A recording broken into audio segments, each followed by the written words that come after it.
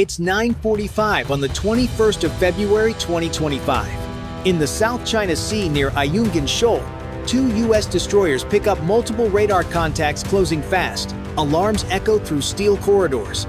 Crews rush to stations, boots pounding the deck.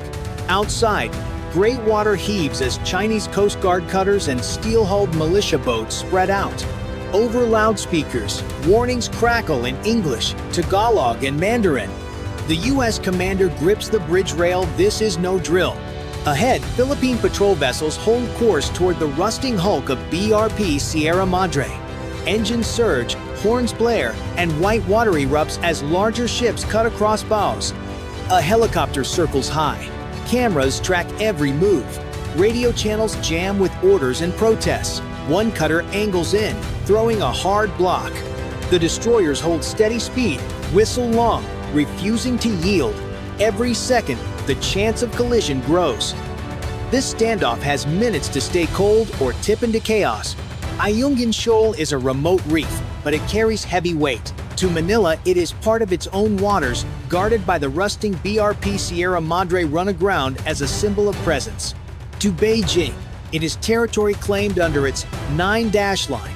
And to Washington, it is the front line of a promise defending an ally against coercion. Every supply run here is a struggle. Small Philippine patrols bring food, fuel, and soldiers across open water. Chinese Coast Guard cutters, backed by swarms of militia boats, try to block them with mass and intimidation. On this day, the clash scales higher. Two U.S. destroyers sail alongside, signaling that America will not step back. This mix of forces ally, superpower, and rival turns a shallow reef into a flashpoint with global stakes. The reef itself offers nothing. No port, no city, no airstrip. But its position controls sea lanes that carry trillions in trade each year.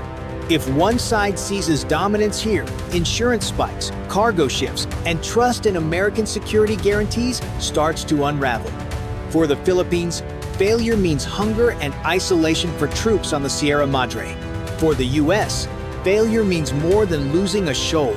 It means allies doubt and adversaries push harder elsewhere. This is why both sides take risks, with steel hulls scraping meters apart. No shots fired yet, but each aggressive move raises the chance of a sudden miscalculation. The commander on the destroyer knows one wrong turn, and a collision sparks a crisis that pulls nations deeper into confrontation. And here's where you come in. If you think the US and its allies must stand firm, press 1 inch the comments. If you believe China's pressure will keep pushing through, hit 9. Either way, make sure to subscribe so you don't miss the next twist in this tense standoff. 10-5. The bridge of USS Ralph Johnson hums with tension. Radar shows Chinese militia boats pushing forward in clusters, cutting across the Philippine supply track. On the radio, voices clash. Philippine officers issue warnings while Chinese cutters demand withdrawal. The U.S.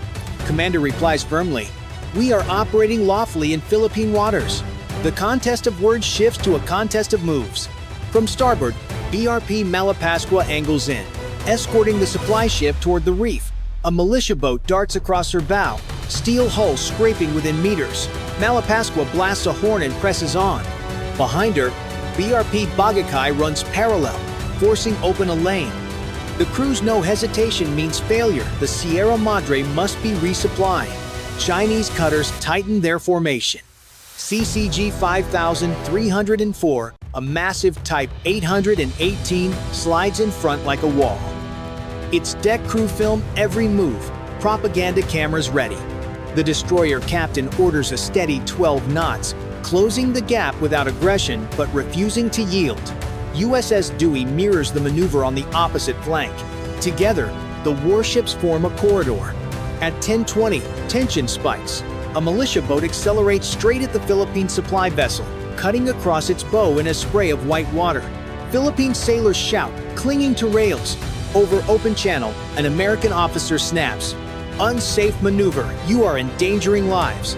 The reply in Mandarin is cold, "Leave this area immediately." The destroyers answer with presence. A Seahawk lifts off from USS Dewey, circling overhead. Its camera locks onto Chinese cutters, recording harassment for global broadcast. Down below, sailors arm hoses and prepare fenders, bracing for impact if another ramming attempt comes. By 10:40, the convoy inches forward, every meter contested. Chinese ships flashlights, blare horns, and cut tight circles around Philippine boats. Yet the American destroyers hold steady, shielding the convoy without firing a shot. Beijing must now choose, back off or escalate. Every sailor feels the weight. No missiles, no shells, but the danger is real. A collision here could ignite crisis in seconds. On the horizon, storm clouds build. The first engagement has begun, and nerves of steel are tested to the limit. 11. The convoy crawls forward, pressure mounting. Chinese cutters tighten their ring while militia boats dart in jagged arcs. Wakes cross at bad angles, throwing spray over rails. Philippine patrols fight to hold formation as gaps open, close, and open again. USS Dewey eases a few degrees to starboard, narrowing the corridor. Its radar paints the nearest cutter not to fire, but to show every move is tracked and recorded. USS Ralph Johnson mirrors the angle, covering the Philippine flank and keeping the supply ship tucked inside a steel hallway. At 11:15, a near-miss jolts every watchstander. CCG 21514 sides across BRP Bagakay's bow, forcing a hard engine idle. Metal shrieks, spray hammers the deck, and for 3 seconds sailors brace for impact. Bagakay blasts its horn in raw defiance. The destroyers hold course and speed, tension tight as wire. Above the Seahawk circles, streaming video to Manila and Washington. In command centers, officers watch hulls pass within meters, every shove and block captured. Beijing's bet, intimidation without war. Washington's bet, deterrence without shots. The reef is a stage, and the audience is the world. Radio traffic stacks like waves, warnings, accusations, clipped replies. Through it all, the Philippine supply vessel inches forward, refusing to yield. Each cable length gained feels like a small victory. Each pass grows sharper, riskier. Deck crews rotate, medics wait with stretchers and blankets. By 11:30, the pattern shifts. Several militia boats split from the ring and sprint at the supply ship. The destroyer captain reacts. Helm, 2 degrees tighten defense. Mounts track, hoses run, fenders hang ready. The crew knows.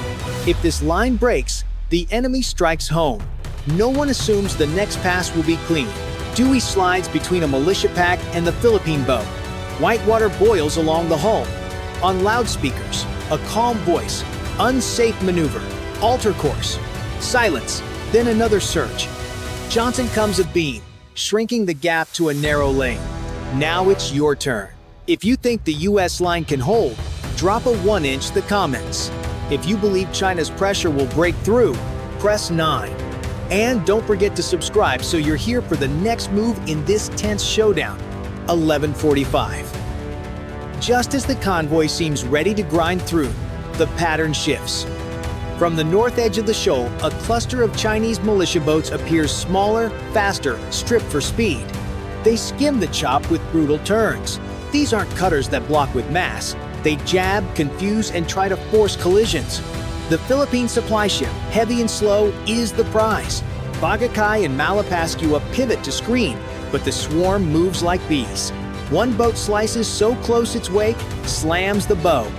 Cameras whirl. Radios flare with warnings in 3 languages.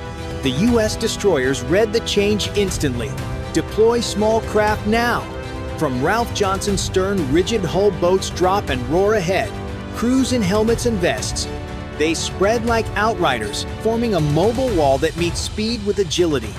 For the first time, US forces shift from static presence to active maneuver. Overhead, the Seahawk banks low, rotor wash kicking spray. Sensors track the swarm boat by boat. A near miss flashes across the feed too close for comfort, and the crew calls it in. The escalation is by risk, not firepower, but the danger feels the same. The convoy inches towards Sierra Madre. With each cable length, the swarm grows bolder, closer passes, sharper cuts. Philippine sailors shoulder rifles as a warning, muzzles down. The destroyers add speed. white trails unfurling, making it harder for the militia to pin the supply ship. This is the turn no one wanted. Small, fast, knife-edge tactics where one mistake could send men into the sea. On the bridge, the U.S. commander's voice stays even. Hold formation. Deny them the spark. The fight has shifted from heavy walls to reflex and nerve, and the next seconds will decide if nerve holds. 12:10. The clash peaks. The Philippine supply ship is within sight of Sierra Madre, but the swarm throws everything into the final block. Dozens of militia boats surge from both flanks, engines howling, wakes colliding in chaotic spray. Larger Chinese cutters close from behind, trying to trap the convoy in a tightening vise. USS Ralph Johnson and USS Dewey surge forward, steel walls pressing into the chaos. Their hulls throw massive wakes that buffet the smaller boats, forcing sudden turns. On the bridge, every order is sharp, clipped, no wasted breath. Gunners stand ready, hoses charged, cameras rolling. At 12:15, the closest pass yet. A militia boat darts straight for Bagakay. The Philippine crew brace, shouting warnings, but Johnson cuts across, forcing the smaller vessel to sheer off at the last instant. White spray explodes over both decks. Cheers erupt below, but the tension only grows. One slip could still be deadly. Above, the Seahawk dives lower, engines hammering the air. Its cameras catch every second of the dangerous dance, broadcasting proof of reckless maneuvers. Command centers in Manila and Washington watch live. Breaths held. Beijing's cutters push closer, horns blasting, as if daring the U.S. to strike first. 12:20. The final push. Philippine crews hold steady, steering the supply ship toward the reef. Malapascua and Bagakay weave to guard its flanks. The swarm closes again, bows flashing in the sunlight. U.S. destroyers blast long horns, echoing like thunder across the shoal. The convoy is within minutes of safety or disaster. For the sailors, adrenaline wipes out fatigue. Hands grip rails, eyes lock on threats, and every move is muscle memory drilled in countless drills. This is the knife's edge. Will sheer determination break through, or will massed pressure force retreat? Now it's your call. If you think the convoy makes it through under U.S. protection, drop a 1-inch the comments. If you believe China's swarm will finally crack the line, press 9. And subscribe so you don't miss the outcome of this showdown. 12:25. The horizon shakes with horns, engines, and spray. The Sierra Madre looms larger with every passing second, and the climax hangs on a single question: who yields first? 12:40. The convoy finally reaches the rusting hulk of BRP Sierra Madre. Philippine sailors cheer, relief cutting through hours of tension. Supplies are offloaded under the shadow of Chinese ships that still circle, horns blaring, cameras rolling. No shots fired, but the sea feels like it's one breath away from war. For Manila, the mission is a success. The garrison aboard Sierra Madre holds, resupplied and still flying the flag. For Washington, the operation proves commitment. U.S. warships stood firm, shielding an ally against overwhelming pressure. For Beijing, it's unfinished business. The cutters retreat only far enough to mark presence, reminding everyone the contest is not over. The cost, though not in blood, is real. Crews are drained, nerves raw. Each risky maneuver showed how close a spark could ignite. A cheap militia boat nearly forced a collision with a billion-dollar destroyer. Every hour of this duel reminds both sides that raw persistence can be as dangerous as weapons. In the halls of power, the footage spreads fast. Allies watch and see U.S. resolve tested but unbroken. Markets feel the ripple insurance rates adjust. Shipping lanes recalculate. And adversaries take notes. Flooding the sea with small, cheap craft forced 2 destroyers and a full task group to stay on edge for hours. Strategically, the message is mixed. America proved it will defend Philippine waters, but China showed it can contest every mile without firing a shot. The reef remains supplied, but the pattern is clear. Each run will be harder, each blockade denser, each gamble riskier. Tonight, the South China Sea is quiet, but only on the surface. Every ship, every commander knows the next confrontation could come any day, and the pressure will only build. And here's where you weigh in. If you think this stand proves U.S. resolve will hold the line, press 1 inch the comments. If you believe China's relentless pressure will grind through in the end, press 9. Either way, subscribe so you don't miss the next chapter in this high-stakes struggle. The reef is supplied, the line is held for now. But the question hangs heavy. What happens when the next run doubles the swarm or brings missiles from the shore? That's the story waiting on the horizon. Late April light shimmered across the Taiwan Strait, calm on the surface, tight with tension underneath. On the 24th of April 2025, the USS William P. Lawrence, an Arleigh Burke-class destroyer of the 7th Fleet, cut a deliberate track through those waters. This was a freedom of navigation operation, not pageantry, but a statement. These are international seas, and international seas remain open. High above, a U.S. Navy P-8 Poseidon swept broad arcs over sky and sea, its sensors harvesting every echo, wake, and heat plume. Allied receivers listened in, feeds stitched together a live mosaic for commanders ashore and afloat, a carefully choreographed patrol meant to be seen. Visibility here was part of the message. The Taiwan Strait, a 110-mile wide corridor between Taiwan and mainland China, is among the world's most politically charged passages. Beijing claims it as internal waters. Washington and much of the international community does not. The William P. Lawrence sailed uninvited, unapologetic, and compliant with international law. Every mile carried layered meaning: routine transit on paper, high-stakes signaling in practice. Bridge teams kept their checklists crisp. Lookouts scanned steel blue horizons. Combat systems hummed in quiet readiness. The destroyer knew it was on more than a charted course, it was on a line both sides watch. And in these waters, what you show can shape what happens next. Visibility, after all, cuts both ways. Chinese tracking screens were already lit before the destroyer neared midpoint. Long-range radar nets on the mainland sketched a bright line across the strait, reporting speed, course, and time to intercept. A Plan Y-8 patrol aircraft lifted from a coastal base. Farther out, a gray hull warship 132 slid into a parallel shadow 3 to 4 nautical miles abeam, matching knots and keeping station. The radio challenge arrived in a flat, rehearsed cadence. This is Chinese warship 132. You are approaching Chinese territorial waters. Turn around immediately. On the William P. Lawrence, no one flinched.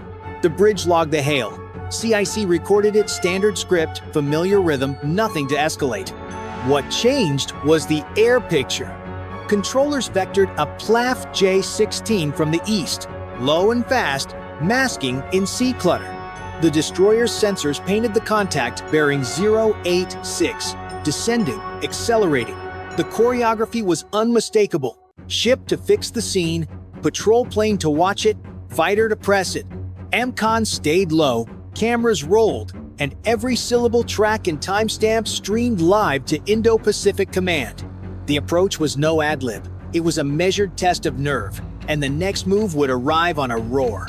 A faint speck emerged from the eastern haze, growing fast against the horizon. Within moments, the shape resolved into a PLAF J-16 twin afterburners glowing, Delta Canard wings slicing the salt air. Its reputation preceded it.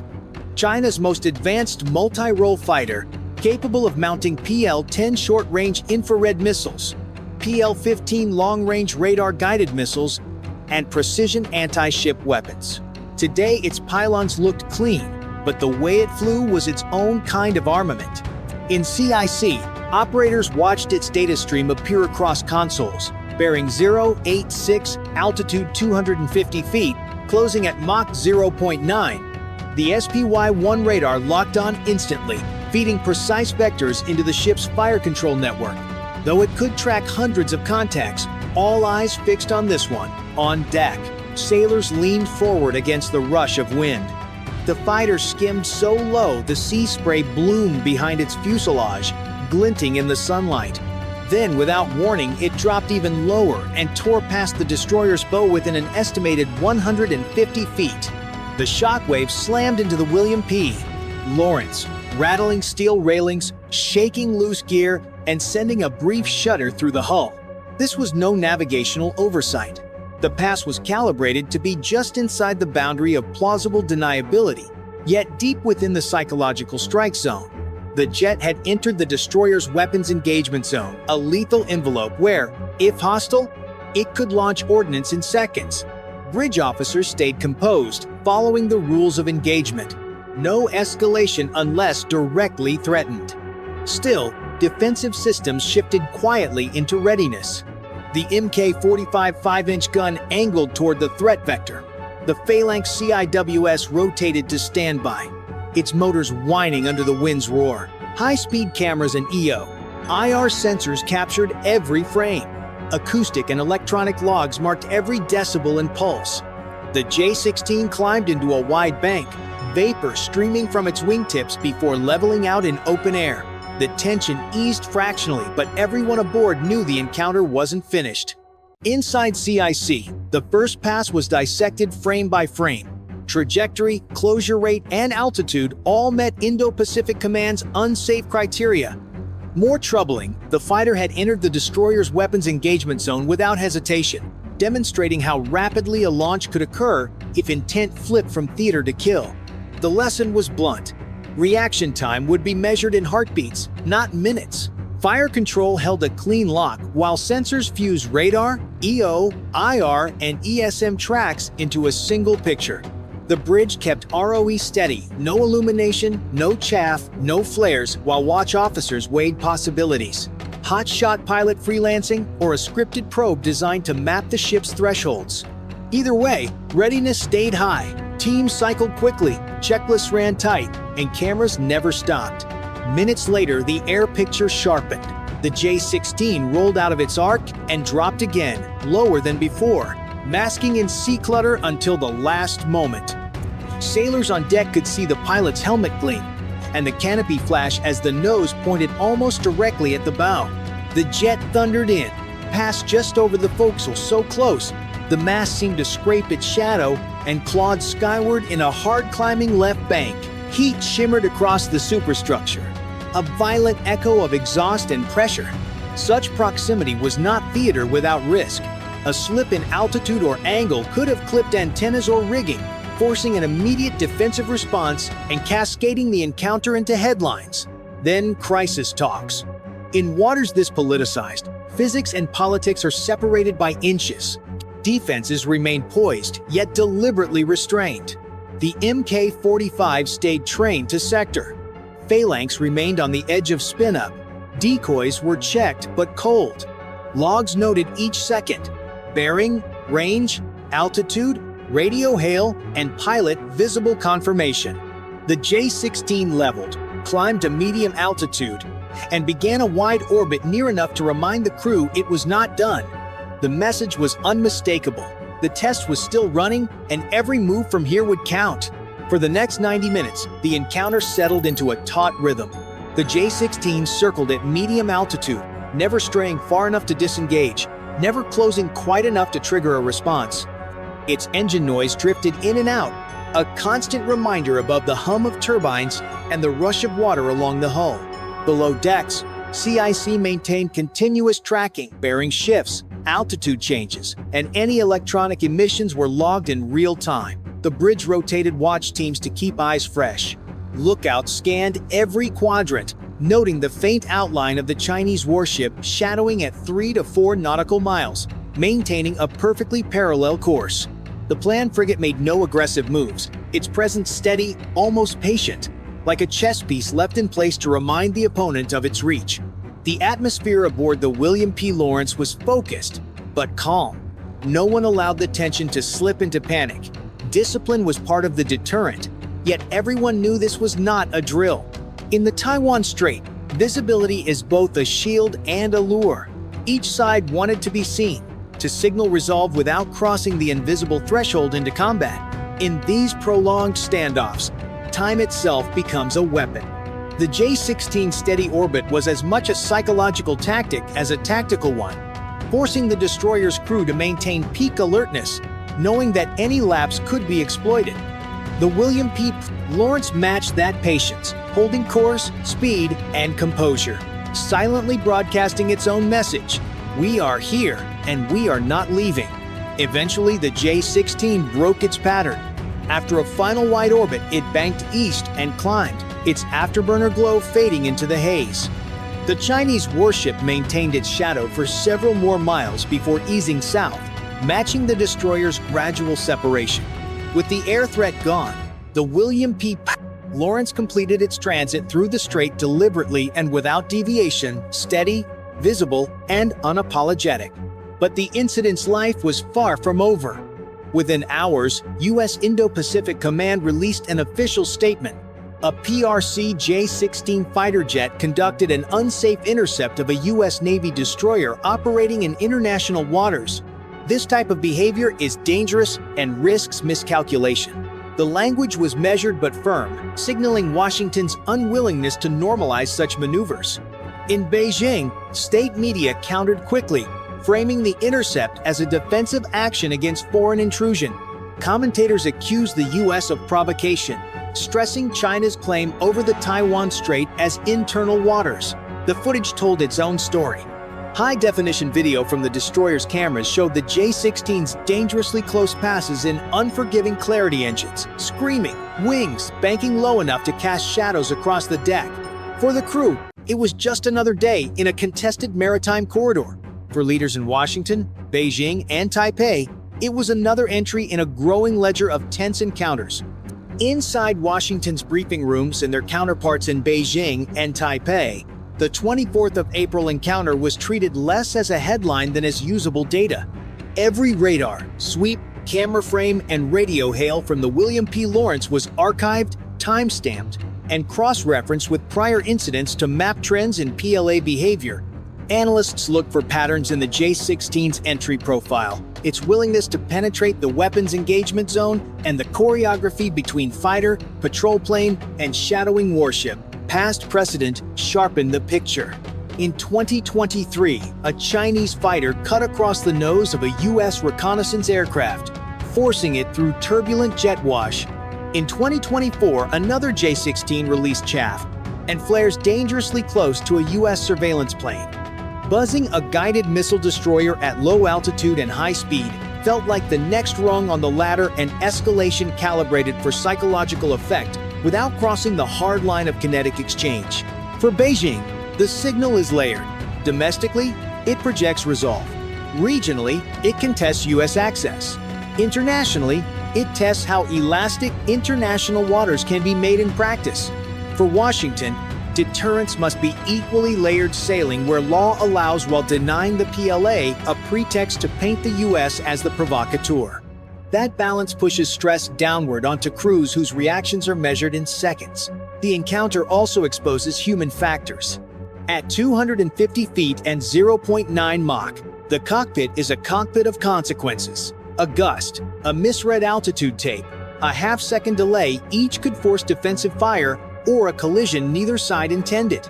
Doctrine can script options. It cannot script adrenaline. Planners will now feed the 24th of April into simulations. ROE refinements, camera placement, IMCON posture, decoy timing, and deconfliction calls. Diplomats will weigh whether to press for tighter air-sea encounter protocols. Yet the core reality remains unchanged. In the gray zone, the most decisive weapons are judgment, restraint, and narrative control, and the margin for error keeps shrinking. The 24th of April intercept will fade from the news cycle, but not from the operational memory of those who study the Taiwan Strait. For the crew of the William P. Lawrence, it was one more log entry in a long roster of tense patrols. For commanders and policymakers, it was a live demonstration of how modern power competition often unfolds, not with salvos, but with close passes, locked radars, and the calculated edge of intimidation. Gray zone operations thrive in ambiguity, where each side can frame its actions as defensive while probing the other's tolerance. The J-16's low-level runs illustrated how fragile that balance is.